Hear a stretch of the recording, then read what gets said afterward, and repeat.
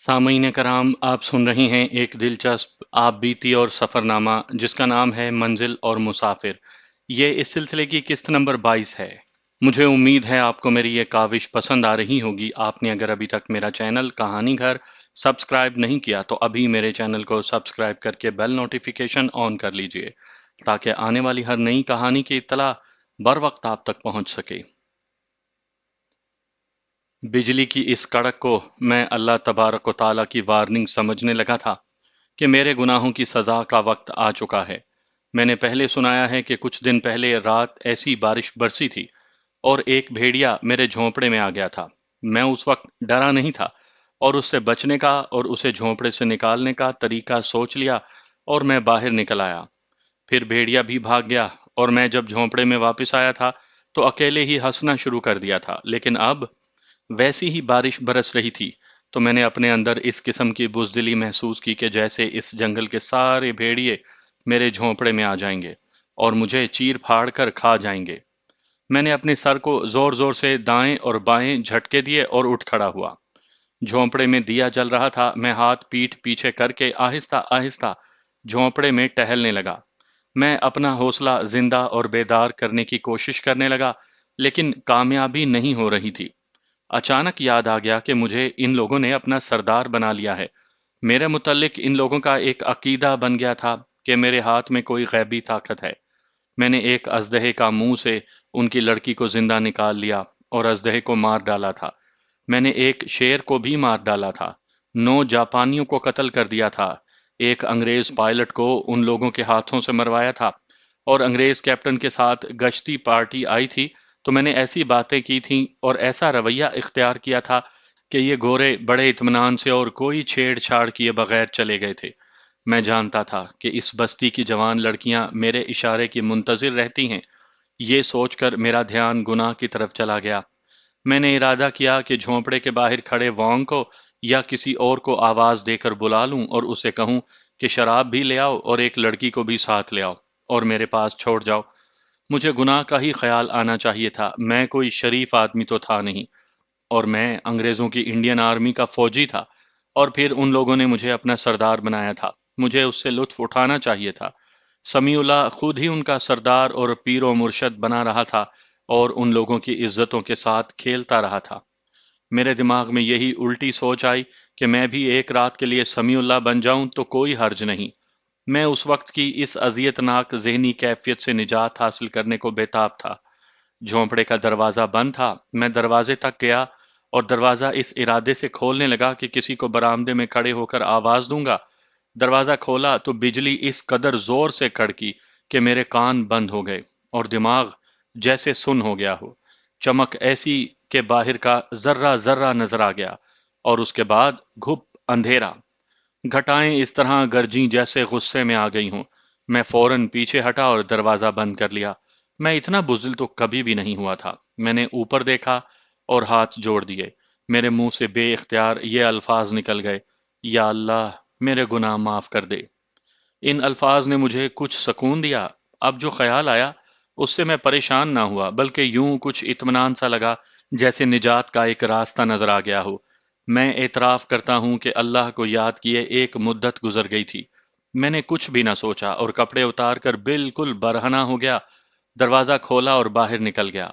बारिश मूसलाधार थी। मैं बारिश में जा खड़ा हुआ और बारिश ने मेरे जिस्म को धो डाला। बारिश ही से वजू किया और मैं झोंपड़ी में चला आया। जिस्म खुश्क किया, कपड़े पहने और किबला रू खड़ा हो गया। ईशा की नमाज पढ़ी और उसके बाद मुझे कुछ याद नहीं कि मैंने कितने नवाफिल पढ़ डाले। कभी नमाज पढ़ी थी, लेकिन ऐसे जैसे कोई आदमी बेदिली से एक फर्ज अदा कर रहा हो। लेकिन बर्मा की उस रात मेरी आंखों से आंसू बह रहे थे और मैं अल्लाह के हजूर रुकू और सजूद कर रहा था, यकीन जाने कि मुझे जो रूहानी मुसरत मिली उसका जायका उससे पहले कभी नहीं चखा था। मैं जब थक गया तो दुआ के लिए हाथ उठाए। मैंने अल्लाह से कहा कि या अल्लाह, मैं कहाँ था और कहाँ आ गया हूँ। गुनाहगार हूँ, सज़ा मिल रही है। अब बख्श दे मेरे अल्लाह, रास्ता दिखा दे और कुछ नहीं तो मुझे गुनाहों से बचा ले।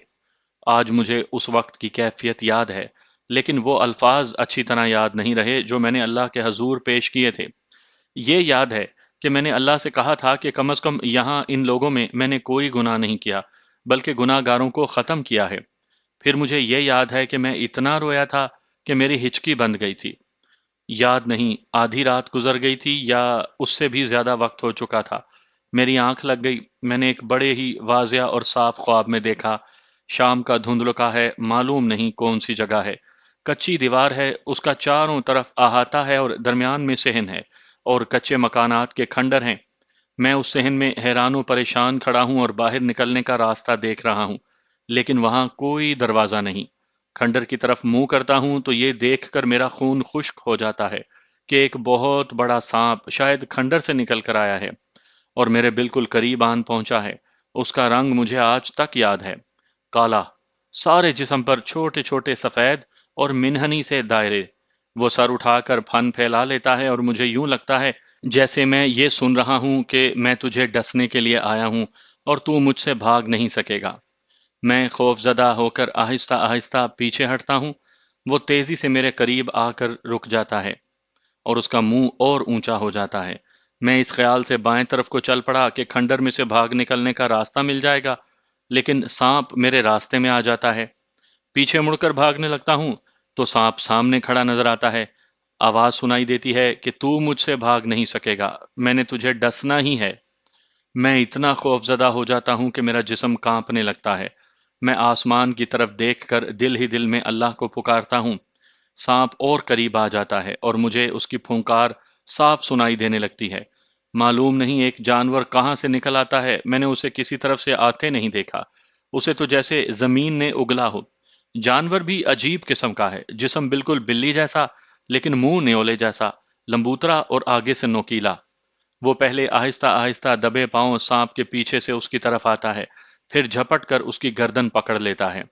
چند لمحوں میں وہ سانپ کو بھمبوڑ کر اس کا سر اس کے جسم سے الگ کر دیتا ہے اور اس کے ساتھ ہی سارا ماحول بالکل ہی تاریک ہو جاتا ہے۔ مجھے اس جانور کی آنکھیں نظر آتی ہیں اور ان آنکھوں میں روشنی ہے، جیسے چھوٹی چھوٹی دو ٹارچیں روشن ہوں۔ جانور دیوار کی طرف منہ کرتا ہے تو اس کی آنکھوں کی روشنی میں دیوار میں مجھے ایک جگہ شگاف نظر آتا ہے۔ میں بڑی تیزی سے اس شگاف میں سے باہر نکل جاتا ہوں۔ اندھیرا اجالے میں بدل جاتا ہے اور میں اپنے آپ کو ایک بلندی پر کھڑا دیکھ رہا ہوں۔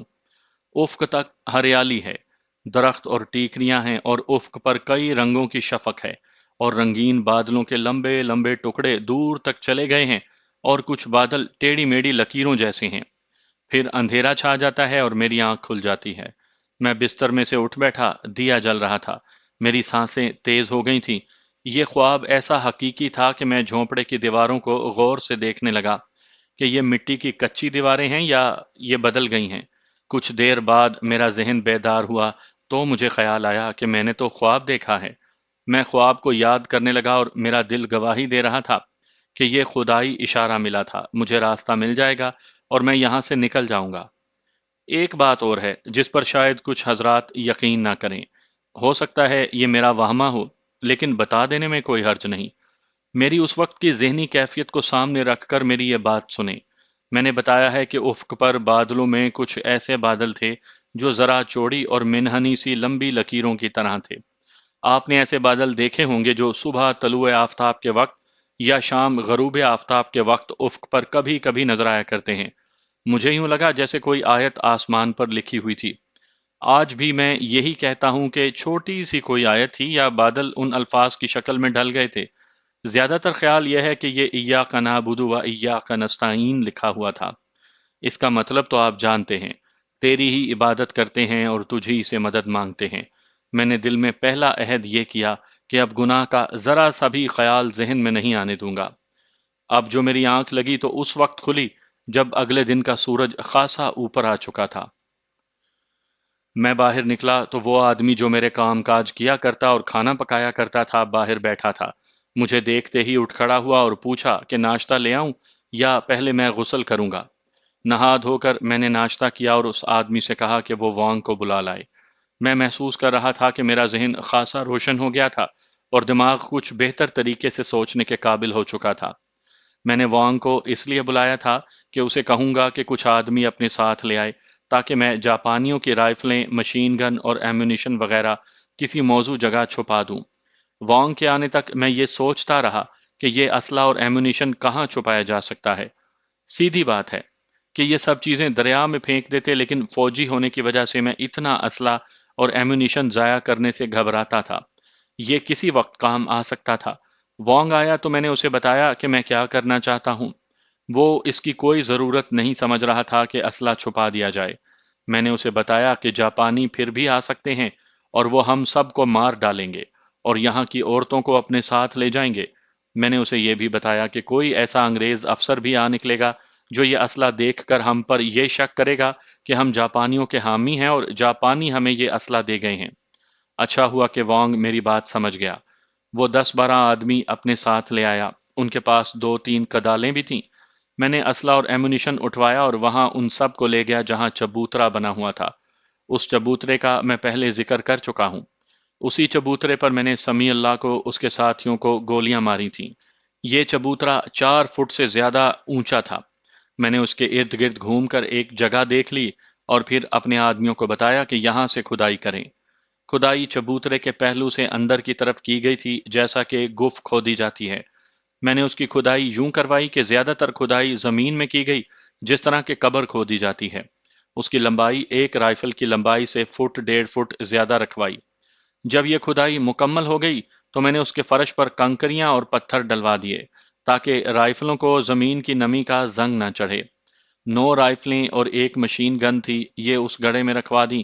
ایمونیشن بھی رکھوا دیا اور کچھ اور چیزیں تھیں جو اسی کے اندر پھینکی، اور چبوترے کی سائیڈ میں یعنی اس گف کا جو دہانہ تھا وہاں گارے سے پتھر چنوا دیے اور باہر اور بھی پتھر ڈال کر مٹی کا ڈھیر لگا دیا تاکہ کسی کو پتہ نہ چلے اور بارش کا پانی بھی اس کے اندر نہ جائے۔ میں نے اپنی رائفل اور کچھ ایمونیشن اپنے پاس رکھا اور اس کے علاوہ انگریز پائلٹ کا ریوالور بھی میرے پاس تھا۔ 3-4 دن مزید گزر گئے۔ میں نے پہلے کسی باب میں شاید کہا ہے کہ میں یوں سمجھنے لگا تھا کہ جیسے انہی لوگوں میں پیدا ہوا تھا اور میں اسی جنگل کی مخلوق ہوں۔ لیکن اس رات جو میری ذہنی کیفیت ہو گئی تھی، اس نے میرے ذہن میں ایک تغیر بلکہ ایک انقلاب پیدا کر دیا تھا۔ میرے اندر یہ سوچیں بیدار ہو گئی تھیں کہ میں اپنی عمر ضائع کر رہا ہوں اور اپنے آپ کو بھی ضائع کر رہا ہوں۔ کبھی خیال آتا کہ مجھے فوج سے یوں بھگوڑا نہیں ہونا چاہیے تھا، اور پھر یہ سوچ آتی کہ میں نے جس مقصد کے لیے، جس منزل پر پہنچنے کے لیے اتنا بڑا خطرہ مول لیا تھا، اس مقصد اور منزل تک پہنچنا مجھے جلدی چاہیے۔ میں نے وانگ سے پھر یہ کہنا شروع کر دیا کہ مجھے دریا کے پار پہنچا دے اور اب مجھے جانے کی اجازت دے، لیکن وہ نہیں مان رہا تھا اور اس کے ساتھی بھی نہیں مانتے تھے۔ 4-5 دن اسی کشمکش میں گزر گئے۔ اس دوران وانگ ایک بار پھر قصبے میں گیا۔ وہ مجھے بھی ساتھ لے جانا چاہتا تھا، لیکن میں اب وہاں جانے سے کچھ گھبراتا تھا۔ ایک روز وانگ کا وہ دوست آ گیا جو قصبے میں رہتا تھا اور جس کے ہاں ہم جا کر رکے تھے، اور اس نے شجاع الدین کی کہانی سنائی تھی۔ وہ وانگ کے گھر ٹھہرا تھا۔ دوپہر کھانے کے بعد وہ اور وانگ میرے پاس آ گئے اور خوب گپ شپ ہوئی۔ میں نے دیکھا کہ دونوں پیے ہوئے تھے، لیکن اتنی نہیں کہ ان کی زبانیں لڑکھڑا رہی ہوں۔ آپ فوج کی کس پلٹن میں تھے؟ وانگ کے دوست نے مجھ سے پوچھا۔ آپ کو کس نے بتایا ہے کہ میں فوج میں تھا؟ میں نے ہنستے ہوئے پوچھا اور کہا، کیا وانگ نے آپ کو میرے متعلق یہ نہیں بتایا تھا کہ میں رنگون میں دکان کرتا تھا اور ایک مسجد میں امامت بھی کیا کرتا تھا؟ ہاں، یاد آ گیا ہے، اس نے کہا۔ آج وانگ نے مجھے کچھ زیادہ ہی پلا دی ہے۔ آپ رہنے والے کہاں کے ہیں؟ اس نے پوچھا۔ میں آگرہ کا رہنے والا ہوں، میں نے جھوٹ بولا اور کہا، آپ نے شاید آگرہ کا نام سنا ہو۔ پھر میں نے دیکھا کہ وہ کوئی اور بات کر کے پھر میرے متعلق کچھ پوچھ لیتا تھا۔ اس کے پوچھنے کا انداز ایسا تھا کہ مجھے کچھ شک ہونے لگا۔ شک یہ تھا کہ وانگ ہی نے بتایا تھا کہ یہ شخص جرائم پیشہ اور معزز قسم کے مجرموں میں سے ہے۔ وانگ نے یہ بھی بتایا تھا کہ یہ شخص فریب کاری اور دھوکہ دہی کا ماہر ہے۔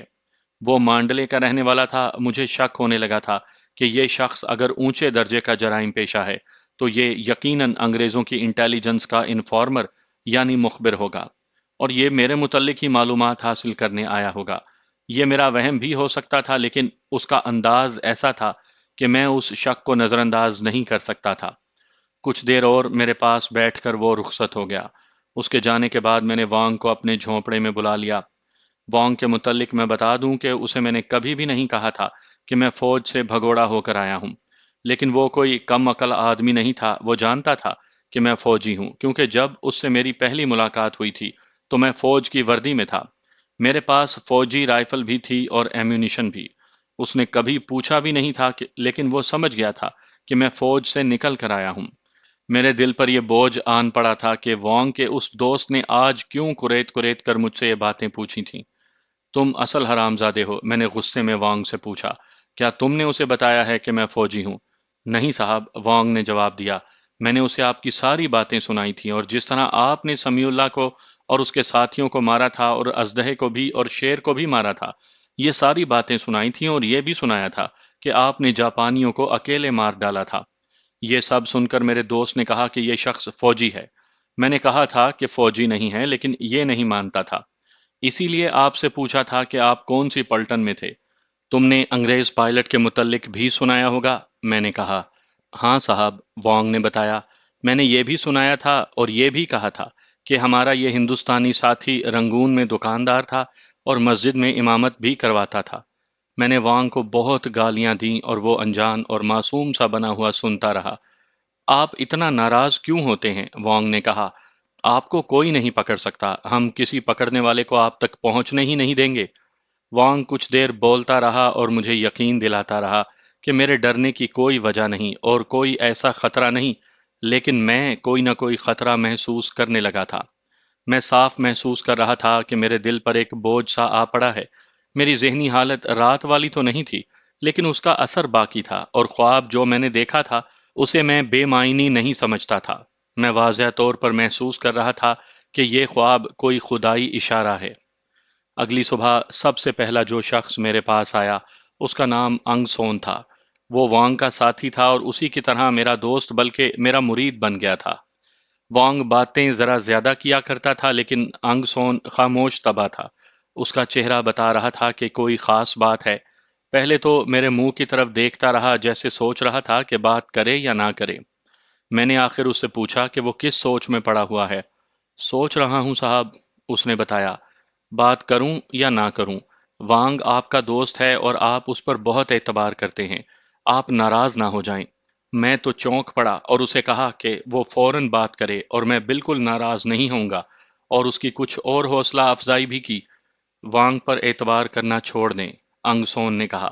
یہ شخص بہت ہی خود غرض اور لالچی ہے۔ آپ کا دوست صرف اس لیے ہے کہ آپ نے ہمیں بہت سے خطروں سے بچایا ہے اور آئندہ بھی بچا کر رکھیں گے، لیکن اب اس کی نیت خراب ہو گئی ہے۔ میں نے اسے کہا کہ وہ فوراً اصل بات بتائے۔ میں سمجھ گیا تھا کہ وہ کوئی بہت ہی خاص بات کرنے آیا ہے۔ یہ شک مجھے پہلے ہی تھا کہ کچھ نہ کچھ خفیہ طور پر ہوا ہے یا ہونے والا ہے۔ ہم جب قصبے وون میں گئے تھے تو انگ سون بھی ہمارے ساتھ تھا۔ ہم وون گئے تھے تو آپ کو دو آدمی ملے، انگ سون نے کہا۔ آپ کو بتایا گیا تھا کہ وہ انگریزوں کے جاسوس ہیں۔ کل وانگ کا دوست یہاں وانگ کے پاس آیا تھا اور دونوں آپ کے پاس بھی آئے تھے۔ میں آپ کو یہ بتانے آیا ہوں کہ اس شخص کو ان دونوں آدمیوں نے بھیجا تھا۔ وانگ اور اس کا یہ دوست آپ کو پکڑوا رہے ہیں۔ وانگ کا دوست یہ معلوم کرنے آیا تھا کہ آپ فوجی ہیں اور فوج سے بھاگ کر جاپانیوں کے پاس جا رہے ہیں۔ تم مجھ پر بہت بڑا احسان کر رہے ہو انگ سون، میں نے کہا۔ تم میرے سچے اور وفادار دوست ہو، مجھے یہ بتاؤ کہ تمہیں یہ کیسے پتا چلا ہے کہ وانگ اور اس کا دوست مجھے پکڑوانا چاہتے ہیں؟ کیا یہ باتیں تمہارے سامنے ہوئی ہیں؟ اس نے جو بات سنائی وہ میں اپنے الفاظ میں بتاتا ہوں۔ میں پیچھے ایک نوجوان برمی لڑکی تانی کا ذکر کرتا آیا ہوں۔ تانی وہ لڑکی تھی جسے میں نے اژدہے کے منہ سے نکالا تھا اور اژدہے کو مار ڈالا تھا۔ یہ لڑکی نئی زندگی پا کر میری ایسی مریدنی ہوئی کہ میرے آگے سجدے کرتی تھی، اور جب وہ میرے جھونپڑے میں آتی تھی تو اس کا انداز ایسا ہوتا تھا کہ جیسے وہ مجھے اپنا آپ اور اپنا حسن و جوانی پیش کر رہی ہو۔ وہ معصوم سی لڑکی خاصی خوبصورت تھی۔ اللہ نے مجھے اس گناہ سے بچائے رکھا، اور جب پتا چلا کہ یہ لڑکی ایک اور لڑکے کو چاہتی ہے تو میں نے اس کی شادی کروا دی تھی۔ میں اگر سمیع اللہ جیسا ہوتا اور اپنے دین اور ایمان سے دستبردار ہو جاتا تو اس لڑکی کو بڑی آسانی سے اپنی بیوی بنا سکتا تھا۔ اسے تو میں خفیہ طور پر داشتہ بھی بنا سکتا تھا، لیکن میں آج بھی اللہ کا شکر ادا کرتا ہوں کہ میں نے اسے ایسی نظر سے کبھی بھی نہ دیکھا، اور اس کے ساتھ جو نیکی کی تھی وہ اللہ کی خوشنودی کے لیے کی تھی۔ اب مجھے اس نیکی کا اجر مل رہا تھا۔ انگ سون نے مجھے بتایا کہ وانگ کی ایک بہن ہے جو تانی کی بڑی گہری اور رازدار سہیلی ہے۔ وانگ کی یہ بہن خاصی جوان ہو چکی تھی، لیکن ابھی تک وانگ نے اس کی شادی کی کوئی بات نہیں کی تھی۔ اس لڑکی نے تانی کو بتایا کہ وانگ کا دوست آیا تھا اور دونوں جھونپڑے میں سر جوڑے بیٹھے رہے تھے۔ وانگ کی بیوی اور یہ بہن اپنے کام کاج میں لگی رہیں۔ یہ جھونپڑے کوئی بڑے مکانات تو تھے نہیں جن کے کمرے کشادہ اور ذرا دور دور ہوتے۔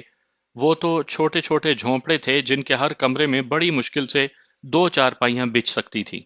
وانگ کی بہن ساتھ والے کمرے میں تھی تو اسے وانگ اور اس کے دوست کی باتیں سنائی دینے لگیں۔ وانگ کے دوست نے وانگ سے کہا کہ تم یہاں کیوں ذلیل و خوار ہوتے پھر رہے ہو؟ وہاں میرے پاس آ جاؤ، میں تمہیں ایسے کام پر لگا دوں گا جس میں اچھے بھلے پیسے ملیں گے، اور میں تمہیں بڑا اچھا مکان بھی دلوا دوں گا۔ وانگ نے اسے پوچھا کہ کام کیا ہے؟ جاسوسی، مخبری، دوست نے وانگ کو بتایا۔ تم مجھے اچھی طرح جانتے ہو وانگ، میں وہ کون سا جرم ہے جو میں نے نہیں کیا؟ میں اب یہاں نیک آدمی تو نہیں بن گیا۔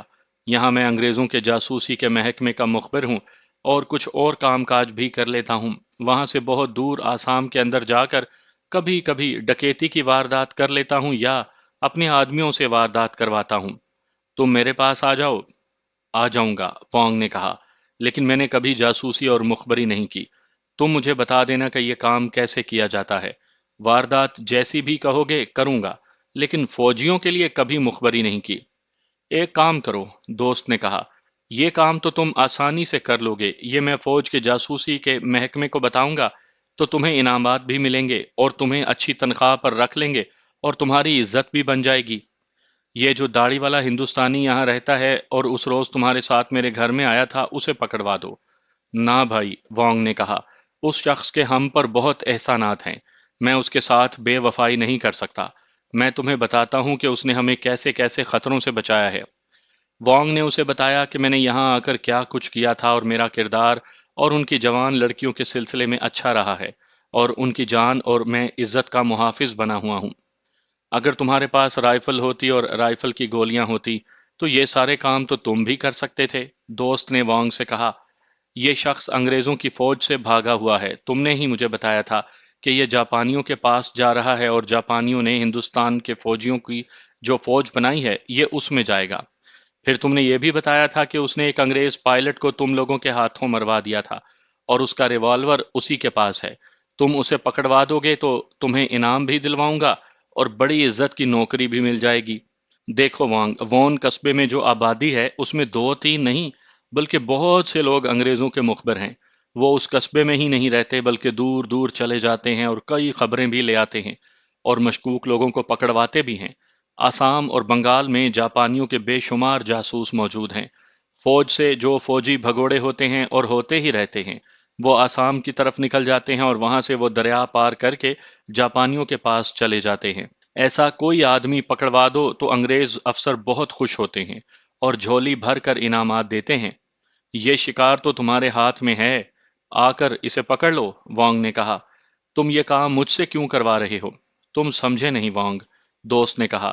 میری تمہاری دوستی بڑی پرانی ہے اور دو موقعوں پر تم نے میری مدد کی تھی۔ میں چاہتا ہوں کہ تمہارے اس احسان کا تمہیں صلہ دوں۔ میں ملٹری پولیس کو یہ بتانا چاہتا ہوں کہ یہ شکار وانگ نے پکڑا ہے۔ اس شخص نے وانگ کو اس کام کے لیے تیار کر لیا اور وانگ کو ایسے لالچ دیے کہ وانگ کی عقل پر پردہ پڑ گیا۔ اس نے کہا کہ ٹھیک ہے، میں اسے پکڑوا دوں گا اور اس کی ساری باتیں بتاؤں گا اور کچھ جھوٹ موٹ باتیں اپنی طرف سے بھی شامل کر دوں گا۔ دوست نے اسے بتایا کہ وہ آج واپس جا کر ان آدمیوں کو بتائے گا جو فوجی جاسوس ہیں۔ وانگ کے دوست کا اشارہ ان دو آدمیوں کی طرف تھا جو مجھے قصبے میں ملے تھے، اور انہوں نے مجھے کہا تھا کہ انہوں نے پہلے مجھے کبھی نہیں دیکھا۔ وہ مجھے شکی نگاہوں سے دیکھ رہے تھے۔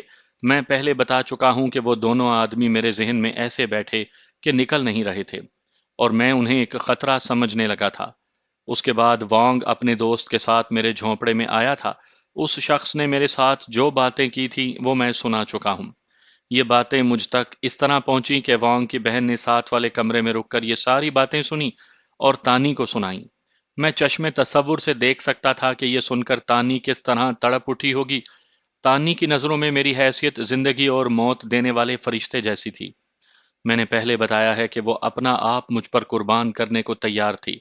اس نے وانگ کی بہن سے تو کچھ نہ کہا، گھر جا کر اپنے خامن کو باتیں سنائیں۔ اس کا خامن میرا مرید اور معتقد تھا۔ میں نے ان کی شادی کروائی تھی۔ میں ان دونوں کے درمیان رکاوٹ بن سکتا تھا لیکن نہ بنا، اور ان کی شادی کروا کر مجھے خوشی ہوئی تھی۔ تانی کے خامن نے یہ باتیں انگ سون کو سنائیں۔ میرا خیال ہے کہ انگ سون کی اس لڑکے کے ساتھ کوئی رشتہ داری بھی تھی۔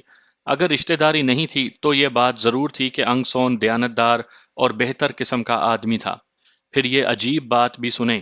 شام کے بعد وانگ کی بہن تانی کے گھر گئی اور اسے کہا کہ کسی طرح مجھے خبردار کر دیا جائے اور میں اپنے بچاؤ کا کچھ بندوبست کر لوں۔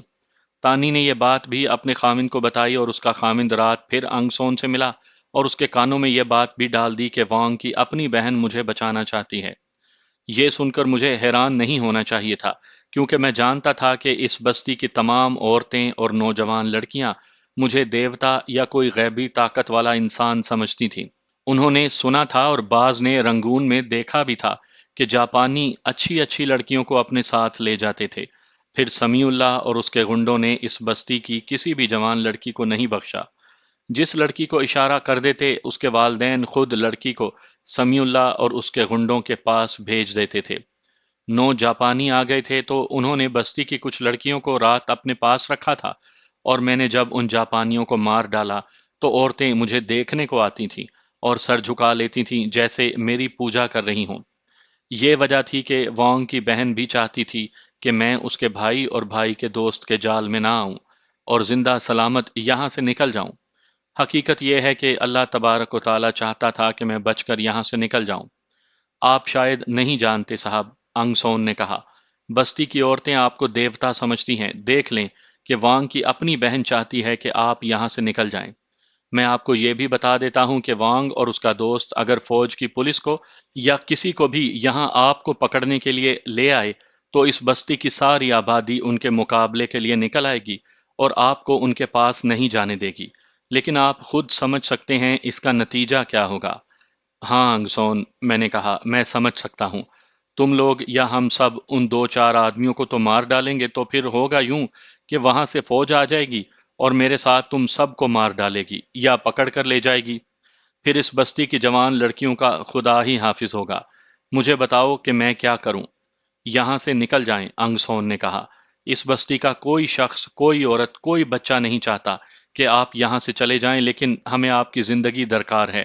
آپ کا چلے جانا بھی ہم برداشت نہیں کر سکتے، اور ہم یہ بھی برداشت نہیں کر سکیں گے کہ آپ کو یہاں سے قیدی بنا کر فوج لے جائے یا یہاں سے آپ کی لاش اٹھائی جائے۔ میں آپ کو یہ بھی بتا دیتا ہوں کہ آپ چلے جائیں گے تو اس وانگ کو میں زندہ نہیں چھوڑوں گا۔ ایسے طریقے سے غائب کروں گا کہ نہ اس کے قاتل کا پتہ چلے گا، نہ ہی اس کی لاش ملے گی۔ مجھے نکل ہی جانا چاہیے، میں نے کہا، لیکن میں نے دریا کے پار جانا ہے۔ دریا کس طرح پار کروں گا؟ جاپانیوں کی موٹر بوٹ موجود ہے، انگ سون نے کہا۔ موٹر بوٹ لے کر غائب ہو جائیں۔ لیکن میں موٹر بوٹ چلانا تو جانتا ہی نہیں، میں نے کہا، اور دریا کی حالت دیکھو، سیلاب اتر ہی نہیں رہا۔ کنارے ڈوبے ہوئے ہیں، دریا کے درمیان میں لہریں دیکھو کتنی اونچی اونچی اٹھ رہی ہیں۔ موٹر بوٹ چلانا کوئی مشکل کام نہیں، انگ سون نے بتایا۔ میں آپ کو ابھی وہاں لے جا کر بتا دیتا ہوں کہ موٹر بوٹ سٹارٹ کس طرح ہوتی ہے اور اسے دائیں بائیں کس طرح موڑا جاتا ہے اور روکا بھی کس طرح جا سکتا ہے۔ میں نے یہ موٹر بوٹ بڑی اچھی طرح دیکھی ہے، اس میں تیل کی کمی نہیں، بہت دور تک چلی جائے گی۔ یہ موٹر بوٹ اتنی طاقت رکھتی ہے کہ ان بڑی بڑی لہروں کو چیرتی ہوئی پار نکل جائے گی۔ میں جانتا تھا کہ اب میرے لیے تمام راستے بند ہو چکے ہیں اور پکڑے جانے کا خطرہ سر پر آ گیا ہے۔ ایک ہی راستہ رہ گیا تھا، لیکن اس راستے میں بہت ہی چوڑا اور سیلابی دریا حائل تھا۔ میں جس علاقے کا رہنے والا ہوں وہاں کوئی دریا نہیں، وہاں برساتی نالے ہیں، اور برسات کے موسم میں جب بارش برستی ہے تو ان نالوں میں سیلاب آ جاتا ہے جو چند گھنٹوں بعد ختم ہو جاتا ہے۔ میں نے سروس میں آ کر جب باہر کی دنیا دیکھی تو کئی ایک دریا دیکھے، لیکن برما کا دریائے ایراوتی بہت ہی چوڑا اور خطرناک دریا تھا، لیکن مجھے اسی دریا میں سے نکل کر پار جانا تھا یا اسی میں ڈوب کر مر جانا تھا۔ مر جانے کے خیال سے یہ سوچ آئی کہ پکڑے جانے سے بہتر ہے کہ میں موت کو قبول کر لوں۔ موت کے راستے پر جانے سے یہ امید پیدا ہوتی تھی کہ ہو سکتا ہے کہ میں زندگی کے اگلے کنارے پر پہنچ جاؤں۔ ٹھیک ہے انگ سون، میں نے کہا، مجھے موٹر بوٹ چلانا سمجھا دو۔ آج ہی، انگ سون نے کہا، بلکہ ابھی۔ ان لوگوں کا کچھ پتہ نہیں کہ کس وقت آ جائیں۔ آپ نے جو کچھ کرنا ہے وہ آج کر لیں۔ ہم دونوں کو اکٹھے دریا تک نہیں جانا چاہیے، میں نے کچھ سوچ کر کہا۔ میں ٹہلتے ٹہلتے اس جگہ پہنچ جاؤں گا جہاں موٹر بوٹ چھپا کر رکھی ہوئی ہے۔ تم کسی اور طرف سے وہاں پہنچ جانا، اب تم چلو۔ انگسون تو چلا گیا، لیکن مجھ پر ایسی کیفیت طاری ہو گئی جیسے مجھے سیلابی دریا میں پھینک دیا گیا ہو۔ مجھ پر ڈوبنے کی کیفیت طاری ہونے لگی۔ اچانک مجھے گزشتہ رات کا خواب یاد آیا تو میرا حوصلہ ذرا مضبوط ہو گیا۔ خواب یاد نہ آتا تو بھی مجھے اپنا حوصلہ مضبوط کرنا تھا۔ اس کے سوا اب کوئی چارہ کار نہ تھا۔ میں نے اللہ کو یاد کیا اور اٹھ کر باہر نکل گیا۔ میرا ضمیر صاف تھا۔ میں اپنے پیچھے بڑی اچھی یادیں چھوڑ کر جا رہا تھا۔ مجھے احساس تھا کہ اس بستی کے لوگ میرے لیے دعا ہی کریں گے۔ کوئی یہ نہیں کہے گا کہ چلو اچھا ہوا ایک بدکار انسان یہاں سے نکلا۔ یہ میرا تجربہ ہے کہ ضمیر اور روح پر کسی گناہ اور بدی کا بوجھ نہ ہو تو انسان کی روحانی قوتیں خطرے کے وقت بیدار ہو جاتی ہیں اور انسان معجزے کر کے دکھا سکتا ہے۔ میں خرامہ خرامہ دریا کی طرف چلا گیا اور ذرا آگے جا کر راستے سے ہٹ کر جھاڑیوں وغیرہ کی اوٹ میں ہو گیا تاکہ کوئی اور خصوصاً وانگ مجھے نہ دیکھ لے۔ وانگ دیکھ لیتا تو دوڑتا ہوا میرے پاس آتا اور کہتا تمہارے ساتھ کی خاطر آ گیا ہوں۔ میں اس جگہ تک اتر گیا جہاں موٹر بوٹ بندی ہوئی تھی۔ مجھے زیادہ انتظار نہ کرنا پڑا، انگ سون جلد ہی وہاں پہنچ گیا۔ میں نے یہ موٹر بوٹ پہلے بھی دیکھی تھی اور ایک دو مرتبہ بعد میں بھی دیکھی تھی، لیکن غور سے نہیں، ذرا دور سے ہی اس پر نظر ڈالی تھی۔ اب انگ سون مجھے اس کے اندر لے گیا، تب میں نے دیکھا کہ یہ بڑی ہی مضبوط موٹر بوٹ تھی اور یہ جاپانی فوج کی تھی۔ اس کی ایک سائڈ پر جاپانی زبان کے دو تین الفاظ لکھے ہوئے تھے۔ اس سے مجھے یہ تسلی ہو گئی کہ یہ عام قسم کی ماہی گیروں والی بوٹ نہیں۔ اس میں بڑی طاقت ہے صاحب، انگ سون نے کہا۔ میرا پکا یقین ہے کہ ان سیلابی موجوں کو یہ کشتی کچھ بھی نہیں سمجھے گی۔ یہ دیکھیں، میں آپ کو بتاتا ہوں کہ اسے کس طرح سٹارٹ کرنا ہے۔ انگ سون نے پہلی بار مجھے بتایا کہ وہ ماہی گیر تھا، لیکن چھوٹا موٹا ماہی گیر نہیں، بلکہ ایسی ہی موٹر بوٹ یا لانچ کرائے پر لے کر سمندر میں دور تک چلا جاتا اور وسیع پیمانے پر ماہی گیری کرتا تھا۔ اس نے مجھے بتایا کہ یہ سوئچ آن کر کے اس طرح انجن سٹارٹ ہوتا ہے، اور اس نے انجن سٹارٹ کر کے دکھایا۔ پھر اس نے بتایا کہ موٹر بوٹ کیسے چلائی جاتی ہے۔ میں غور سے سنتا اور سمجھتا رہا۔ اس کی رفتار تیز کرنا بھی اس نے بتایا اور روکنا بھی بتایا۔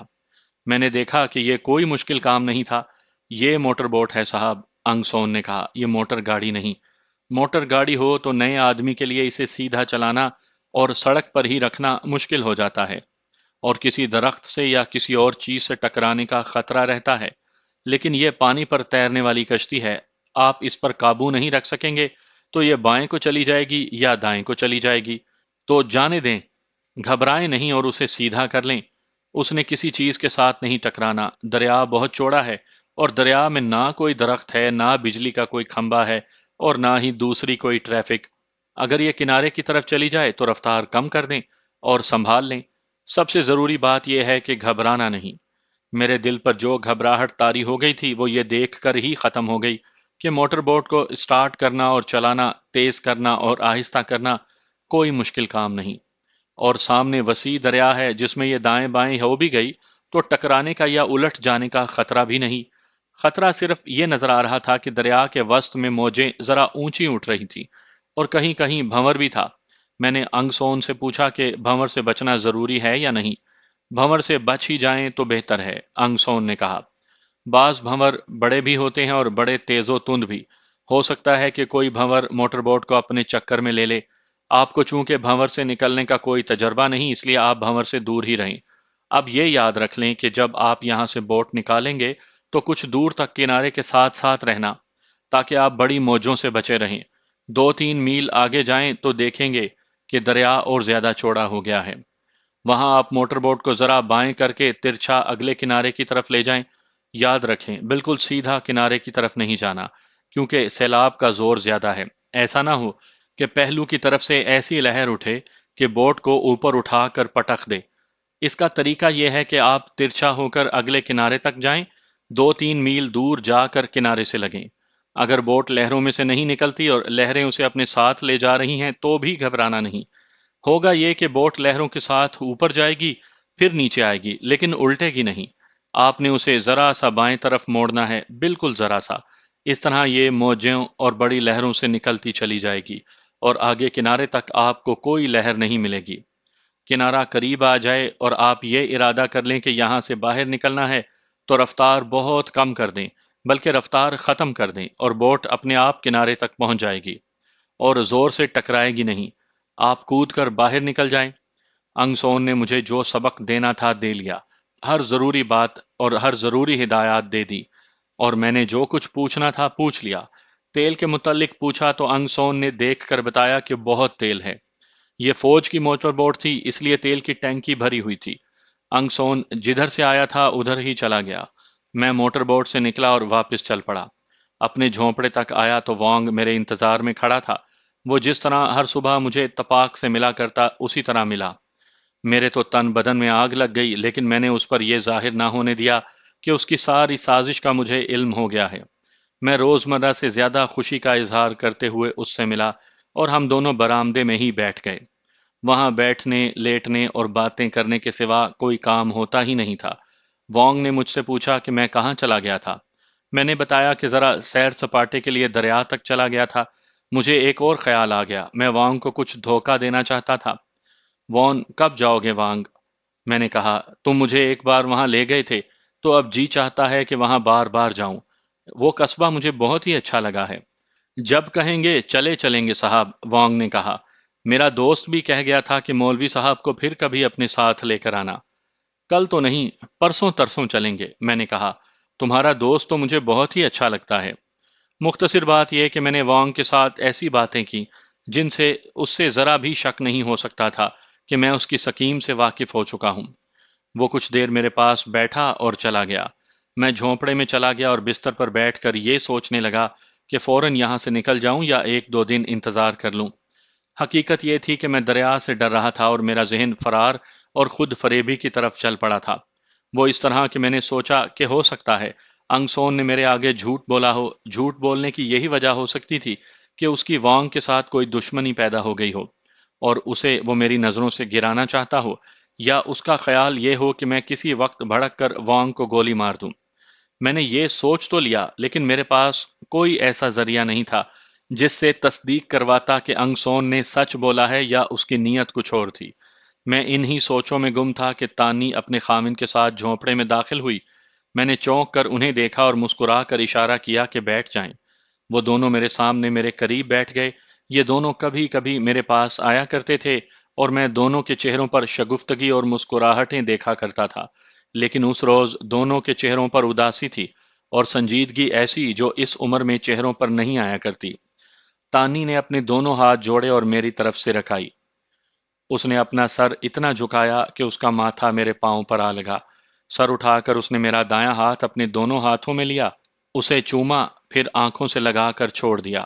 اس نے پھر اپنے ہاتھ جوڑ دیے اور اس کا یہ انداز اور حرکتیں ایسی تھیں جیسے میں کسی دیوتا کا بت تھا اور وہ میری پوجا کر رہی تھی۔ اس کی اتنی خوبصورت آنکھیں سرخ ہو گئیں اور پھر ان آنکھوں سے آنسو بہہ نکلے۔ میں نے ہاتھ بڑھا کر اس کے سر پر ہاتھ رکھا۔ اس کے خامن نے بھی ویسے ہی کیا کہ ہاتھ جوڑ کر میرے پاؤں پر سجدہ کیا اور پھر میرا دایاں ہاتھ پکڑ کر چوما اور آنکھوں سے لگا کر چھوڑ دیا۔ مشکل یہ تھی کہ دونوں اردو نہیں جانتے تھے۔ تانی کے خامن نے اردو کے چند ایک الفاظ کہیں سے سیکھ لیے تھے۔ اس نے وہ الفاظ استعمال کرتے ہوئے اپنی زبان بولی اور ساتھ میں اشارے کیے جن سے میں یہی سمجھ سکا کہ یہ مجھ سے پوچھ رہا ہے کہ انگ سون نے مجھے کچھ بتایا ہے یا نہیں۔ انگ سون کا نام تو اس نے 3 4 مرتبہ بولا۔ تانی نے اپنی زبان میں بات کرتے ہوئے ہاتھوں سے اشارے کیے کہ میں یہاں سے چلا جاؤں۔ اس نے وانگ کا بھی نام کئی بار لیا۔ اس کا چہرہ بتاتا تھا کہ اس کے دل میں وانگ کے خلاف نفرت بھری ہوئی تھی۔ دو انسانوں کی نیتیں صاف ہوں، دلی اور روحانی وابستگی ہو تو اشارے بھی سمجھ میں آ جاتے ہیں۔ ان دونوں کے ساتھ میرا کچھ روحانی رشتہ تھا۔ مجھے خاصی دماغ سوزی کرنی پڑی۔ میں نے کچھ اپنی زبان میں کہا اور زیادہ تر اشارے کیے، اور تانی کے خامن نے اردو کے یہ چند ایک الفاظ اپنی زبان میں جوڑ کر اشارے کیے تو مجھ پر واضح ہو گیا کہ انگ سون نے مجھے جو اطلاع دی ہے وہ بالکل صحیح ہے۔ کچھ دیر اور بیٹھ کر تانی اور اس کا خامن ایک بار پھر میرے پاؤں پر سجدہ کر کے اٹھے اور چلے گئے۔ خامن پہلے جھونپڑے سے نکلا، مجھے آج تک وہ لمحات یاد ہیں۔ تانی دروازے میں سے نکلتے نکلتے رک گئی اور اس نے گھوم کر میری طرف دیکھا۔ اس کے چہرے پر اداسیوں کا تاثر پہلے سے کہیں زیادہ گہرا ہو گیا تھا۔ اس کی آنکھوں میں پھر آنسو آ گئے۔ میں نے ہاتھ اوپر کر کے ہلایا اور وہ دروازے سے نکل گئی۔ ان کے جانے کے بعد میں اس سوچ میں ڈوب گیا کہ جلدی نکل جاؤں یا ایک دو دن دیکھ لوں۔ انگسون کہتا تھا کہ میں جلد نکل جاؤں۔ یہ تو میں فوجی کی حیثیت سے جانتا تھا کہ انٹیلیجنس والوں کو کسی پر شک ہو جائے تو وہ زیادہ دیر انتظار نہیں کیا کرتے تاکہ ان کا مشتبہ ادھر ادھر نہ ہو جائے۔ میں نے یہ فیصلہ کیا کہ آج رات نکل جاؤں گا۔ پھر یہ سوچ آئی کہ وہ لوگ اس سے پہلے بھی آ سکتے ہیں، مجھے اس کی پیش بندی کر لینی چاہیے۔ میرے پاس اپنی رائفل تھی اور ایمونیشن بھی تھا جو اب تھوڑا رہ گیا تھا۔ اس کے علاوہ انگریز پائلٹ کا ریوالور بھی میرے پاس تھا۔ وہ پرانے ٹائپ کی رائفل تھی جسے مارک 3 کہا جاتا تھا۔ اس کی میگزین میں عام طور پر 5 راؤنڈ ڈالے جاتے تھے، لیکن میگزین میں 10 راؤنڈ بھی سما جاتے تھے اور 11واں راؤنڈ چیمبر میں رکھا جاتا تھا۔ میں نے میگزین میں 10 راؤنڈ ڈال لیے اور 1 راؤنڈ چیمبر میں ڈالا اور سیفٹی کیچ بند کر لیا۔ یہ رائفل میں نے اپنے بستر میں تکیے کی طرف چھپا دی۔ بستر فرش پر بچھا ہوا تھا۔ ریوالور میں 6 گولیاں ڈال کر نیفے میں اڑس لیا۔ میری ذہنی کیفیت ایمرجنسی یعنی ہنگامی حالات والی ہو گئی تھی۔ اب مجھے ایک لمحے کے لیے بھی بے خبر نہیں ہونا تھا۔ دوپہر کے وقت میرا خدمتی آدمی کھانا لے آیا جو میں نے ہیجانی سی کیفیت میں کھایا۔ بمشکل 1 یا 1.5 گھنٹہ گزرا ہوگا کہ انگ سون میرے جھونپڑے میں داخل ہوا۔ میں لیٹا ہوا تھا اور غنودگی محسوس کر رہا تھا۔ انگ سون کو دیکھ کر میں اٹھ بیٹھا۔ وہ آ گئے ہیں، انگ سون نے کہا۔ وہ وانگ کے جھونپڑے میں ہیں۔ آپ نکل جائیں یا ان کا انتظار کر لیں کہ وہ آپ کے پاس آتے ہیں یا نہیں، لیکن یہ سوچ لیں کہ مصیبت آپ کے سر پر آ گئی ہے۔ تم یہاں نہ ٹھہرو، میں نے کہا، کہیں ایسا نہ ہو کہ وہ تم پر شک کریں کہ تم نے مجھے پہلے ہی خبردار کر دیا تھا۔ انگ سون چلا گیا اور میں اپنے دفاع کے متعلق سوچنے لگا۔ میں نے یہ بھی سوچا کہ وہ لوگ ابھی وانگ کے گھر میں ہیں۔ میں یہاں سے کھسک جاؤں اور ان کے آنے تک موٹر بوٹ اسٹارٹ کر کے دریا میں چلا جاؤں، لیکن اس میں یہ خطرہ نظر آیا کہ ایسا ہو سکتا ہے کہ میں ابھی دریا سے دور ہی ہوں تو وہ مجھے دیکھ لیں یا کوئی مخبر انہیں بتا دے کہ میں دریا کی طرف جا رہا ہوں۔ یہ تو میں بھی جانتا تھا کہ انٹیلیجنس کے وہ 2 آدمی خالی ہاتھ نہیں ہوں گے۔ ان کے پاس ریوالور ہوں گے جو انہوں نے کپڑوں کے اندر چھپائے ہوئے ہوں گے۔ وہ جب مجھے بھاگتا دیکھیں گے تو پیچھے سے مجھ پر فائر کھول دیں گے۔ موٹر بوٹ پر سوار ہو جانے کی صورت میں تو میں ان کے لیے بڑا آسان ٹارگٹ بن سکتا تھا۔ وہ دریا کے کنارے پر آ کر مجھے مار سکتے تھے۔ میں نے بہتر یہی سمجھا کہ انہیں آنے دیا جائے۔ انگ سون سے میں نے پوچھ لیا تھا کہ وہ کتنے آدمی ہیں۔ اس نے بتایا کہ 2 تو وہ آدمی ہیں جو مجھے قصبے میں ملے تھے۔ وہ تو ڈیل ڈول سے ہی فوجی لگتے تھے۔ وہ تھے ہی ملٹری انٹیلیجنس کے آدمی۔ ان کے ساتھ وانگ کا دوست تھا۔ مجھے تو یہ توقع تھی کہ وہ 2-4 ملٹری پولیس کے آدمیوں کو بھی ساتھ لائیں گے، لیکن میں سمجھ نہ سکا کہ وہ ملٹری پولیس کو کیوں نہیں لائے تھے۔ وجہ یہی ہو سکتی تھی کہ میں اکیلا تھا اور مجھے دھوکہ دینے کے لیے وانگ ان کے ہاتھوں میں کھیل رہا تھا، اور مجھ پر قابو پانے کے لیے وہ خود ہی کافی تھے۔ میں انہی سوچوں میں الجھا ہوا لیٹ گیا۔ غنودگی بالکل ہی غائب ہو چکی تھی۔ یہ تو اللہ کی ذات ہی بتا سکتی تھی کہ آنے والا وقت میرے لیے کیا لا رہا تھا اور اس کا نتیجہ کیا ہوگا اور میں کس انجام کو پہنچوں گا۔